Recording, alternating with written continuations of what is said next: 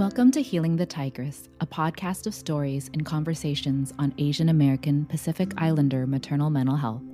We are your hosts, Peggy, a licensed clinical social worker and certified breastfeeding peer counselor, and Jasmine, a clinical pharmacist with a perinatal mental health certification.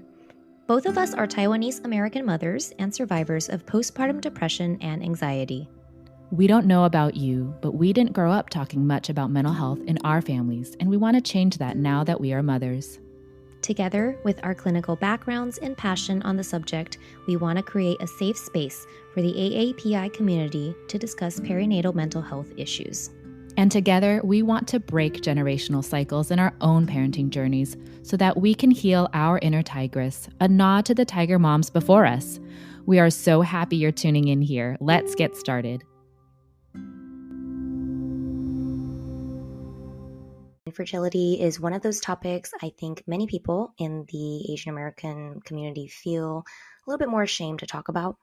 I know I personally struggled with talking about my journey when I was going through it too, and mine was not even as long as other stories out there.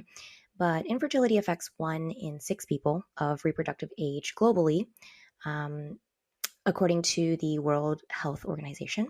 And so it's a lot more common than we may imagine. And we wanted to make space to talk about this topic, especially discussing the mental health around dealing with infertility and navigating things like IVF, if this is the path you end up taking. So today we have a guest with us who many of you may know more for her educational content on skincare. And it also turns out we have a lot of mutual friends in our circle. Dr. Joyce Park is a board-certified dermatologist based in Washington, founder of SkinRefinery, a teledermatology clinic, and creator of Tea with MD, a science-based resource on TikTok, Instagram, and YouTube that educates over 900,000 followers around the world. She attended college and medical school at Stanford University and completed her dermatology residency at NYU.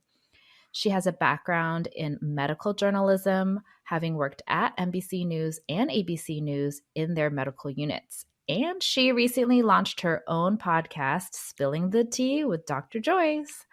Joyce, thank you for coming on our podcast to talk about your IVF journey. Would you please share with our listeners first your cultural background and then a little bit about your motherhood journey for those who may not know it? Thank you so much, Jasmine and Peggy, for having me on. This is such an important topic, and it's just really great to have an opportunity to really sit down and chat about these things. So I am Taiwanese American. Both my parents were born and raised in Taipei, Taiwan, and moved over and settled in the Bay Area. And that's where I grew up. So I spent almost my whole life growing up in the Bay Area, except for my adventures in New York City for residency and also when I was doing my medical journalism fellowship.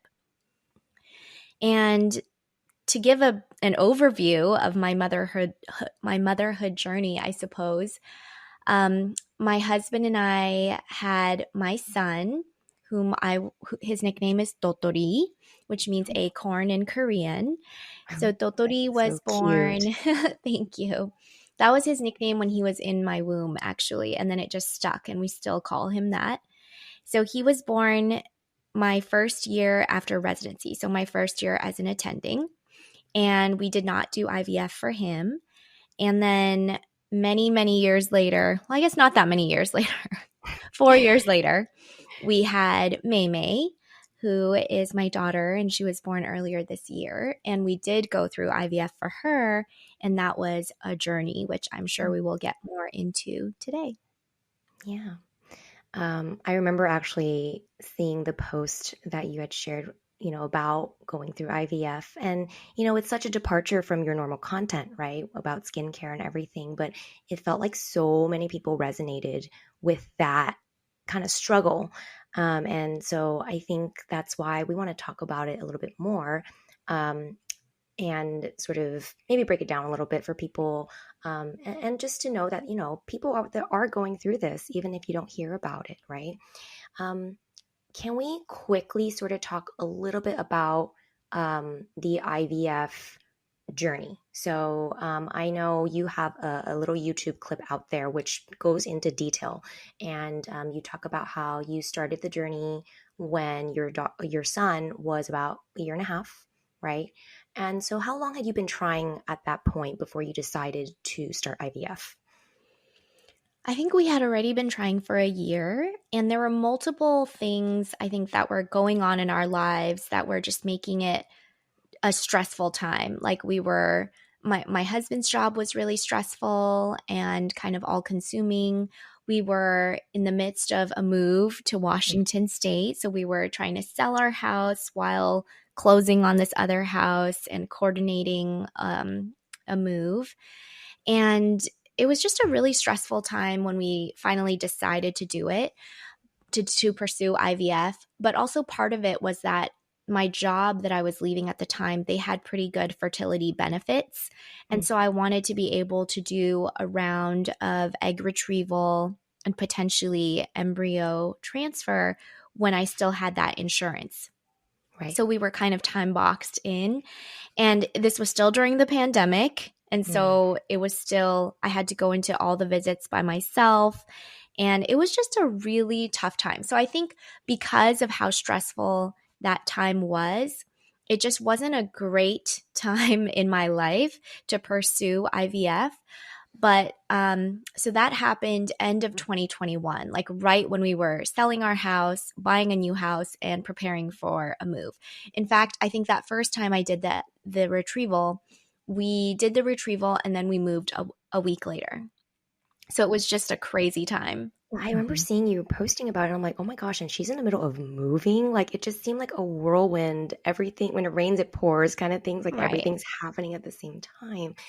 Yeah. So that was the first time you attempted, right? Right. And then, so you attempted a second time.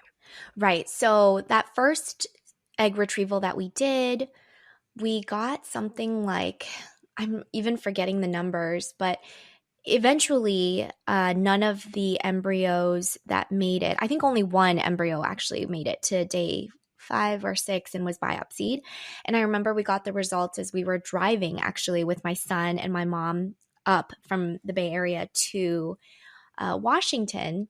And we got the results that one biopsy showed that embryo was not genetically normal and would not be able to be transferred. And so it took a while before I felt settled enough in Washington and found a new doctor, and that I felt like I could kind of tackle this again.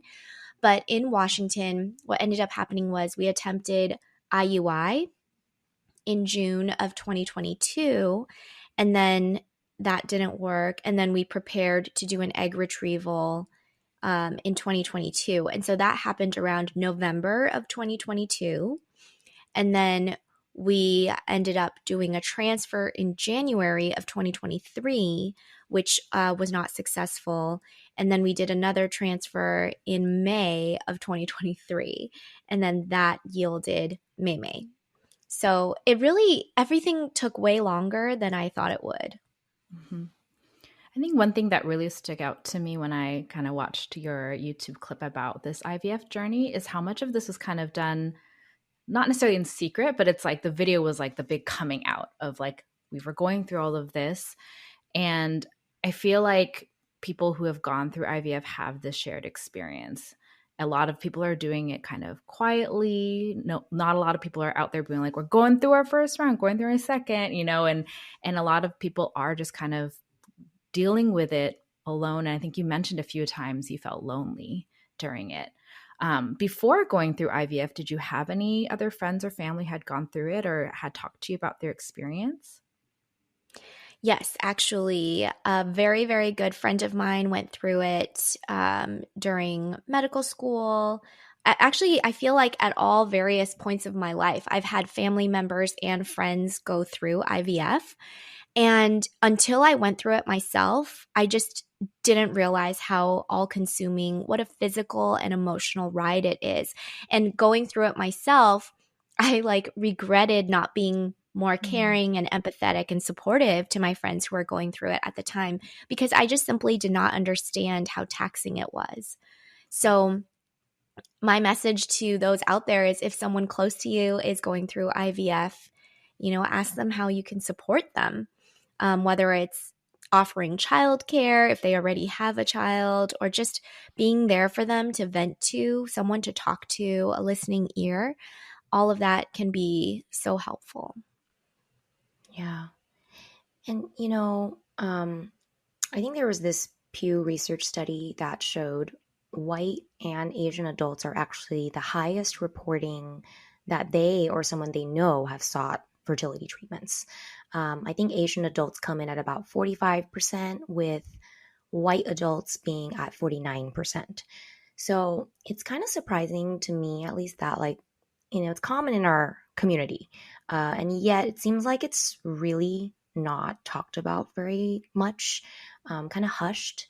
And even friends like I know who have done it, when even after their babies are here and everything, like, they won't disclose, and that's okay. They don't have to disclose things like that, but it just feels like, such a lonely journey to go through that, all of that alone. um, why do you think it's really not talked about as much in our Asian American circles as much as it should be? Yeah, that's a good question. And I can certainly talk about why I chose not to share until I had a positive update. But in terms of just thinking more broadly about the Asian American community, I think that sometimes when you're going through a physical ailment, or even more so going through like a mental health struggle, it's almost viewed as a kind of personal weakness in the Asian American community. And so there is also this sense at the same time that you want to keep your private matters private, and you don't want to do anything that is going to make others view your family in a bad light. You just want to keep all of the struggles and hardships internal because that's just the way that Asian American or Asian families are. And I'm a second generation Asian American, meaning my parents immigrated here to the US. And so a lot of how I communicate is influenced by how my parents raised me. And so I think that part of it is that you just don't want to share these struggles that you go through because it may be viewed as a weakness to the outside world. And then for me, there was this added kind of mindset of, well, should I share or not, knowing that I do have a large audience and I could help other women who may be going through something similar. So in a sense, like, having that platform encouraged me to share because I felt like I could help others who are going through it.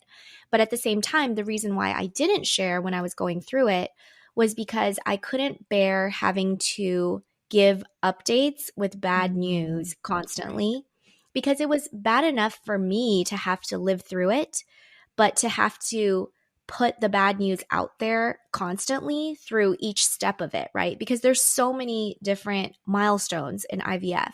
There's not only the egg retrieval, there's waiting to see how many fertilized, how many make it to day 5, how many survive the blast, how many are biopsied, and how many have good biopsy results, and then how many can get transferred, and if the transfer takes. And there's just so many steps out there that I didn't want to have to relive the bad feeling for me.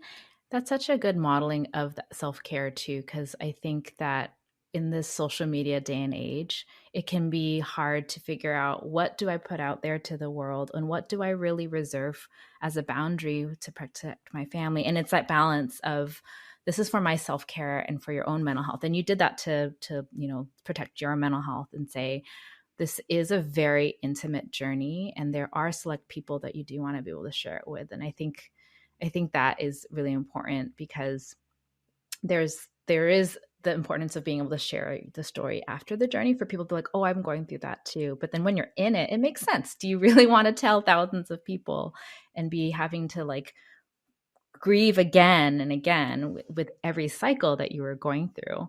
And, it was a lot of stress and emotional toil. And on top of being able to protect that space and not be like, I'm going to put this all out there for my thousands of followers, During a lot of the stress and emotional toil IVF took on you, what helped keep you grounded and what did you do for your mental health during that time? So hard because you're going through these waves of cautious optimism and trying to remain hopeful, but not have your hopes dashed when things don't turn out the way you want them to. So I think what really helped me was having a close group of friends to talk to, like my a couple of friends who had gone through IVF before, so they really understood what I was going through.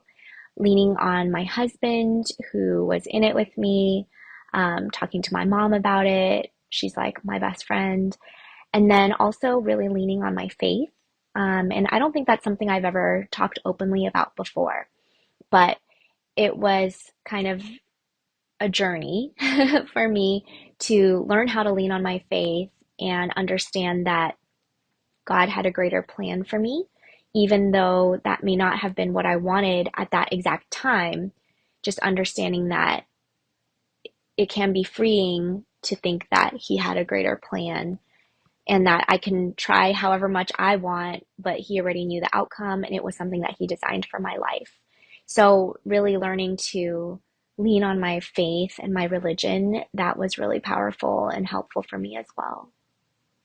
And I think even for people who don't have faith, I'm not a religious person. And when I was going through months and months of trying and failing and wondering, like, how can some people who tell me they didn't even try for this and they got pregnant? And we are being so intentional and like we so want this baby and it's just not happening. But I think this along the same lines of just like, there must be a reason for this, and I don't see it now, but one day maybe it will all sort of make sense how it happened. And you don't need faith also to believe that, I think. So I still like, I can still relate to what you just said right there. And so I'm offering that piece for people who may not resonate with it, but I think there's still a piece of that whole greater plan thing, even if you're not religious, that you can still sort of lean on to keep up that optimism that you're talking about. Because I remember hearing you say, like, when you weren't feeling the hope, it just felt so draining to do each of those steps. And that can really weigh on your mental health. So, yeah. It is this like letting go of control because I think both Jasmine and I like our eyes lit up when you said like I was able to do everything like the achiever in all of us as Mhm. the Asian American stereotype of like this is the one thing that we don't really have control over, but also how very humbling and very different it can be to be put in a place where you don't have control, but you really have to just, you know, your will be done kind of thing, right? Whether it's whatever you believe in, but just trusting that, like you said, there's a greater plan and that for once it's not something that you have to control and whatever the outcome is to be able to find peace in it and maybe even going into the process without like strong expectations necessarily, but openness, right? Like entering into it with openness that there could be many outcomes and being okay with what that looks like.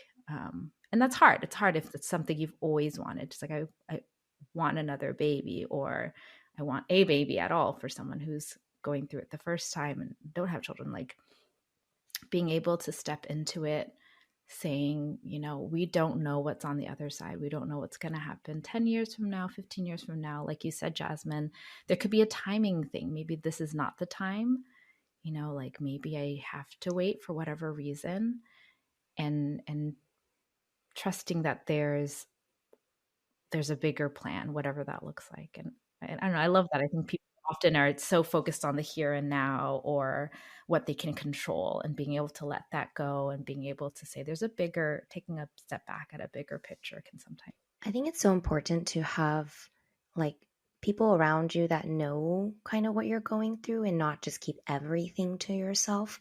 I feel like even people who are like newly pregnant, I remember like when I first got pregnant after, we had been also diagnosed with infertility. And when, right after I was pregnant, I was so scared to like let anyone really know about it because what if I lost the pregnancy? And at the same time, though, I felt like I needed to like tell somebody because I was also excited, but I was also scared. And it's just like you want to be able to share that with somebody and know that like if everything went south and it was bad news in the end, that you did have somebody that you could go talk to in the end who would understand sort of what you had been going through. So it's, I really do think that support group that you're talking about is so highly, highly important. And I mean, you also mentioned in your like YouTube video that it kind of also took a toll on your marriage, like all these ups and downs and cycles and bad news. And we've heard this before too with a lot of folks who've gone through fertility treatment. What do you think is the number one thing that really like rattled your marriage, and what did you think helped you guys keep you strong and get through it? I definitely think it can be hard on a marriage for so many reasons. So, my husband is the kindest, most supportive partner I could have ever imagined or asked for. But I think when I was going through IVF the first time, the egg retrieval process, it was still during COVID. And so I wasn't allowed to bring anyone with me to any of the appointments. And so it really felt lonely driving to all the appointments by myself, getting all the bad news by myself, going through all the procedures by myself. It felt very isolating. So the second time that we went through it, we found ways for me to involve my husband more in the procedure. So whether that was me delegating him things, because let's face it, it's hard for your partner to really know everything that needs to happen. And so I delegated him things like he would get the shots ready, or he would be the one giving me the shots, especially the progesterone shots. He transferred our calendar of medications and patches and shots and appointments. He put all of that into a Google Calendar so that we would be on the same page about the scheduling, and even dealing with insurance. He took over some of that stuff. So I think just clearly delegating specific tasks to your partner can be very helpful, because the partner probably wants to help but doesn't really know how. And so coming up with concrete tasks for your partner can be really helpful. And I think that was what kind of changed the experience for me the second time around. I think IVF is so hard even for people who are in the medical profession, right? Like Joyce, you're a doctor. I'm a pharmacist. I learned some of these things in pharmacy school, but honestly, it's like way over my head. And when you actually have to like be in it and do it for yourself, I think that's when it gets really real.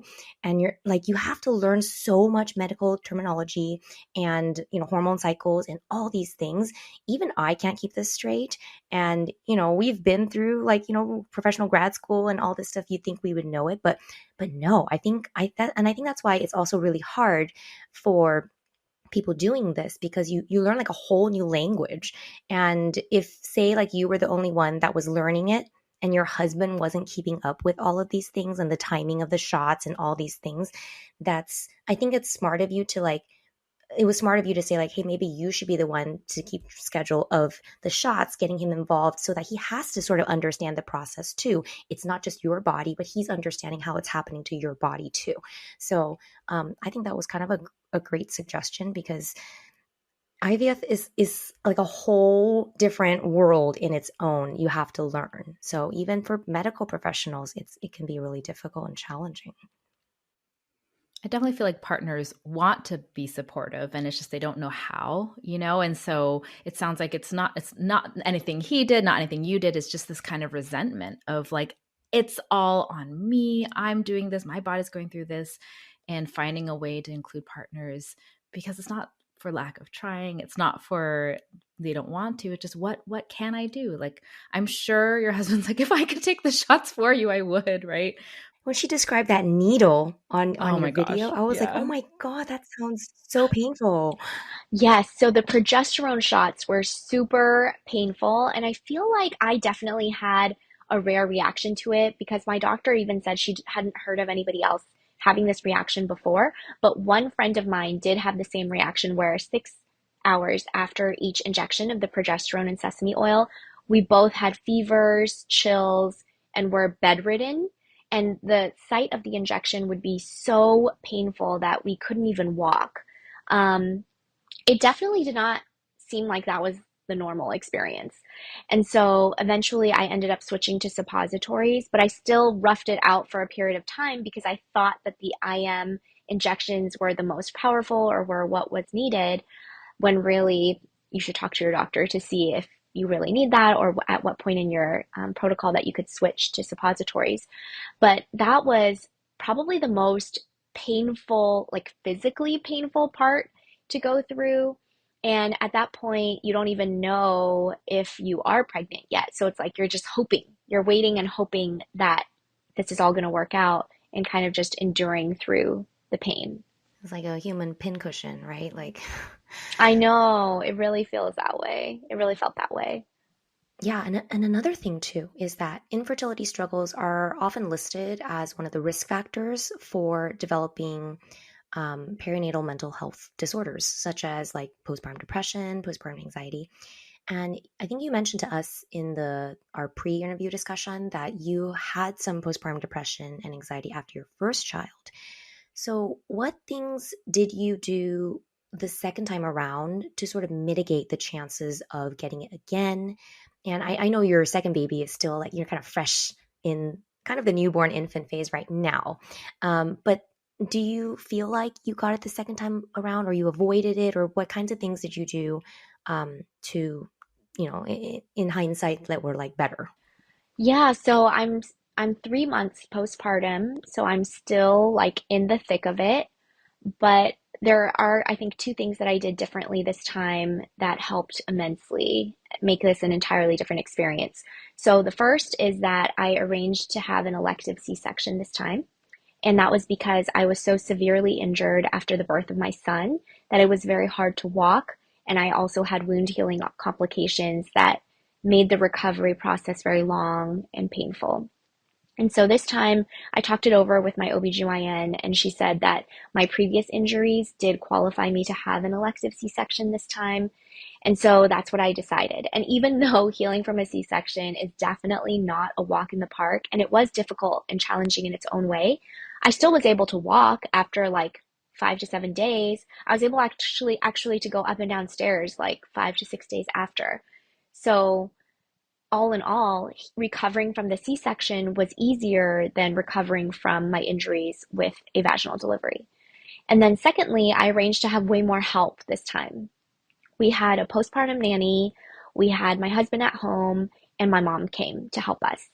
And this was very different from my first experience where we ended up getting kind of bait and switched by our previous nanny that we had planned for my first child, where she got sick the week before and she just said, I can't come, but I'm going to send you another nanny. And so, because we were so desperate for help, we didn't even think to or have time to interview this new random person they sent or check references. So, this like stranger showed up at our doorstep like 2 days after I delivered my son. And we just had a lot of clashes. I think we had a lot of miscommunications. She was criticizing a lot of the things that I was doing or the things we had prepared for my son. And it just was a really bad situation and causing me more stress. So we actually ended up having to part ways like 10 days after the delivery. And then my husband went back to work after 2 weeks and had a very demanding job schedule. And so thank God I live near my parents because my mom would come every single day and she would help me every day from like 9 or 10 a.m. until 6 or 7 p.m. And so she really was in the thick of it with me because I was still having trouble walking at that point. And it was so helpful to have my mom. And so this time I like loaded up on help, and that made the hugest difference because then I was able to sleep a little bit more at night. So the nanny would give a bottle for like 1 or 2 feeds at night so that I could have a longer stretch of sleep. And thankfully my supply was such that I had pretty large milk storage capacity so that even if I slept through a feed, it wouldn't affect my supply. So that's individual to every woman depending on your own milk supply. But for me, that was the case with my first pregnancy. And it was the case again with this pregnancy that I could sleep through 1 to 2 feeds and it didn't affect my milk supply. So that ended up working out. And so I think my experience this time was just worlds different from my first experience. And I'm very grateful for that. I think we often forget that that physical recovery is also so essential to your mental health, because if you're not physically able to do the things you used to do or physically feeling well, those things contribute to your anxiety and can lead to like depression. So, you know, more power to you that this time you kind of try to take more control of what you could. And I saw some of those postpartum nanny meals that you had this time around. They looked amazing. I kind of regret not having like a USL or something, because honestly, like I was under the impression that like if you hired a postpartum nanny, then like you wouldn't get to bond with your baby as much and you wouldn't get to breastfeed your baby around the clock. And but like in hindsight, I feel like I was just trying to like do it all and didn't realize that like no, you need help, like you need to delegate. I mean, it seems like you clearly knew that you had to go into this with way more preparation. And I think a lot of times we may be sort of straddling this sort of bicultural world where our Asian culture aside, it's very common to do confinement, but like the American culture is very like, no, I can do it all by myself, I can be independent, I'm supposed to be doing this all on my own because look at me, I'm a strong mom. um, do you have any thoughts about that? I guess in terms of like getting that help. I wish that I wish that there was more support for moms in the postpartum period in America. And I think it's a very big difference how in Eastern culture, like in Asia, in Taiwan, Korea, China, they all have this concept that the moms really need caring for as much as the babies need caring for. And there's this concept of postpartum nannies in Asian culture where a nanny will come not only to take care of the baby, but really to take care of the mom. So that was the nanny that we hired this time, was one of those postpartum Chinese nannies who cooked for me. She can do massages for me. She makes sure that I'm getting enough rest. They can even like draw a bath for you. They can help with lactation support. And it was really helpful. And in Asia, there's also all these postpartum retreats or centers where you can check in, and there's 24/7 care for the baby so that you can have time to rest. You can get massages, you can do yoga classes, you could see a lactation consultant, and it just makes so much sense. And I've been seeing more of these centers kind of pop up in the US as well, but I think it's very new. And so I don't have personal experience with it. I wish I did. There's one popping up in Seattle this summer. I just saw an ad on my Instagram today for one that's opening up in SoCal, and there's one in New York City. And it's wonderful that these services are available, but they are very expensive. So they're not really accessible to everyone. So I just wish that we had more of a culture of support for new moms in the US. And that's something that I think hopefully we'll slowly start to see change over the years. Because I think in Asia, it's included. Is it? I think it's covered by the healthcare system, insurance, or whatever. I think so. I'm not sure, but whatever it is, I know it's not an arm and a leg to get that kind of support, right? Because ultimately, I think the bigger piece here too is like we've talked about this before. Postpartum mood disorders don't discriminate socioeconomically, and so we want this kind of support accessible to all moms. And I think these things are really great, but maybe one day in the future, it's something that we can have for moms, because they do have like postpartum doulas, but again, that's another thing that people are paying out of pocket for and stuff to kind of get that support. Right. And I think something you and we have talked about before is that the fact that also like, I mean, with the whole infertility journey, right? For women who are more career driven, like, if you go to medical school like you did, if you went to pharmacy school, if you did anything like that prolonged your post-college experience, it takes longer for you to start a family. And so I think maybe that also sort of contributes sometimes to that mental health piece, and then maybe infertility happening. And we can kind of feel like, man, it's not fair sometimes that we have to choose between family, career, and having it all, right? Absolutely. And there is this crazy statistic that 1 in 4 female physicians face infertility. And that is just a mind-blowing statistic. Wow. And I mean, I personally went through it. A lot of my female friends who are doctors have gone through it. Mhm. And I think it really is a function of how training is very long. So most of our very fertile years in our mid 20s, late 20s, early 30s, even mid 30s are spent in training. And also, residency training is not always conducive to starting a family. I think of my friends who are surgeons who had kids in residency and they had to go back to training. They had to go back to work after like 3 weeks, which is insane. Yeah. One of my friends was telling me that she went back to work and she was in the OR for like 10, 12 hours Oh my and she God. still felt her pelvis was not fully settled back. It's an issue to pump. Like, can you imagine trying to figure out pumping logistics while you're operating? I just, Yeah. it's just so difficult. And so I have such respect for my friends who had kids during training. And I feel like we really need to change the culture of medicine where we talk to med students more about the importance of family planning early on, whether it's egg freezing. Health insurances should cover egg freezing and IVF, and then residencies and medical schools should allow students and trainees to take a proper maternity leave. I think Mhm. all of those will slowly start to change the culture and maybe Yep. make it a more friendly place to start having families earlier on. Yeah. Can you, and I know we can link these in our show notes, but would there be any resources that you feel are great places for people to start learning about IVF if like they're confused about terminology or someone who's trying to enter this and just really don't know where to start? Do you have any that you could provide for us? Absolutely. So my IVF doctor, Dr. Laura Shaheen, she and I met through social media, and then when I moved here, she became my doctor. She has been putting out great content online about IVF for years. And so she has a podcast, she has a YouTube, she has an Instagram, a TikTok, and she makes great content. And another friend of mine, Dr. Natalie Crawford, is also an REI doctor. She makes a lot of great content and she has a podcast as well. So I think there's a lot of great information online, and I would encourage people to look up these fertility doctors and check out their content. And I think that's a great place to start. Okay. Well, thank you so much, Joyce, for your time today and being vulnerable and sharing this. I think it will help somebody out there.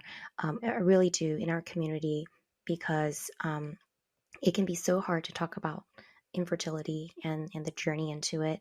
And I think just to know that somebody else has been through it, somebody like you who's so like open about sharing and on like a big platform, I think it's very helpful to connect. And so as we wrap up for today, we usually go around and just sort of say a little something that maybe we are thinking about doing this week, or maybe we've already done this week for our mental health. Does anyone have anything or want to go first? Okay, I may have something. Um, Earlier this week, usually I take my lunch and I'm like eating lunch at like the desk and like wrapping up a note and like trying to do all that while I'm like wolfing down food so that I have my hour to like run out and grab some groceries and come back. But this week, I think I don't know what it was. I was just like, I need like a break from the craziness and I just need to sit down and actually look at what I'm eating and focus on like my food. And so it was a nice day. It was actually warm outside. So I grabbed a chair and just like sat outside and had a little, you're like, did you wear sunscreen? I'm like, I had a little sunbathing, you know, got my vitamin D in while I was eating my food. And I think just being mindful of what I was actually eating instead of just like rushing through it like I normally do. And I think that helped me sort of calm down the buzz that was just sort of like a lot of the overwhelming thing that's just been going on all week. So that was mine for this week. I for me, I had a long overdue lunch date with another mommy friend of mine. And it's so funny because we have been postponing and rain checking it for like months, like I think almost 6 months. Because like she would get sick, her kids would get sick. I would get sick, my kid would get sick. And then back and forth and back and forth. Everyone's just getting sick. And so no, can't meet up this time. And then finally we met up for lunch. And it was just so nice because we were trying to decide where to eat. And we're like, let's pick a food that neither of our kids would eat because when do we ever get to eat this? So we went out for like hot pot because we're like both of our like neither of our children, they're both picky and they wouldn't eat this. And so got to have mommy time. And it was surprising how rare it is for us to sit down, have a conversation, eat food, and not have to like tend to a child or do something else and just be a friend and with a friend. So if that friend is listening, thank you for being a part of my self-care this week. But, just being able to have time to catch up with someone and do something for, us. Long overdue, but it was so nice. I think the weather is finally starting to get warmer up here in Washington. We're not blessed with year-round amazing weather like in California, but it is starting to finally get warmer. We're starting to get more sun. So I'm hoping to take a walk. Honestly, that's it. Just to take a nice long walk around the neighborhood or go to the lake and walk along the lake and just enjoy nature, unplug for a bit, and spend some time with my husband and my 2 babies. I'm so glad you're doing self-care to take care of your body and also spend time with your loved ones. That sounds amazing. Thank you for joining us. Today's episode was brought to you by the editing support of Dr. Tony Huynh, PharmD. Thank you again, Tony, for lending your editing expertise and prowess to today's episode. While Tony is a pharmacist and dad by day, he's actually a DJ extraordinaire by night. You can check out his work at Tony Mixes on Instagram. That's at TonyMixes. Thanks again.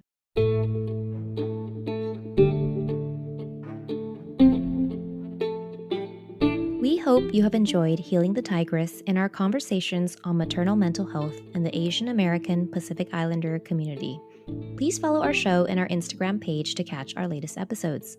We have so many fantastic guests and deep topics that we are so excited to cover soon. If you enjoyed this episode or would like to support us more, please leave us a rating or a review and share this podcast with a friend to spread the word.